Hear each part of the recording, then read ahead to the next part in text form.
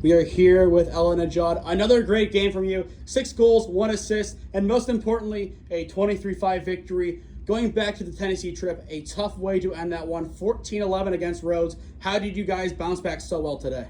Yeah, I think a lot came from Coach Beth and what she instilled in us at practice every single day. We knew after that loss we needed to come back and just hit harder.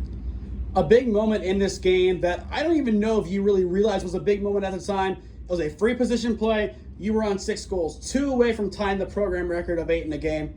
Instead of taking a pretty clear shot, you pass it off to Sophie Graves. She scores her first career goal. Just talk about that moment. Obviously, I'm sure as I talked to you before, you didn't know that you were that close to the record, but to make that call, just talk about what that means about the dynamic of this team.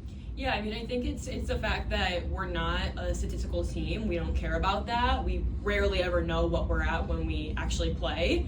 And it's all about introducing, the freshman that was her first goal, obviously, which is so exciting. So it's all about introducing the freshmen and the underclassmen and getting them used to scoring.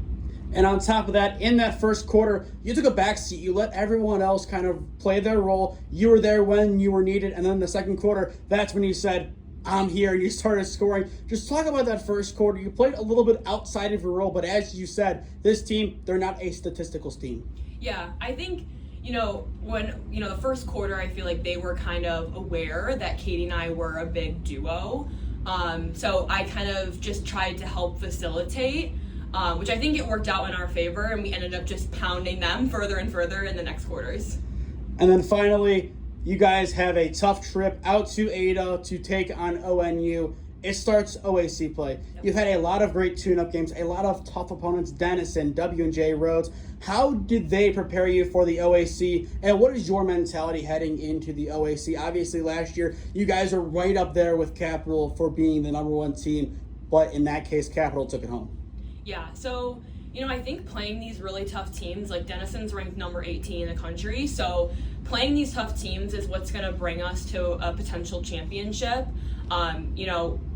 Playing just cakewalk games is not going to get you there. It's really about diversifying what you have and working with your team and kind of just coming up with new solutions when they present obstacles. So I think that's what's going to bring us to a championship, and then hopefully, bring it home there.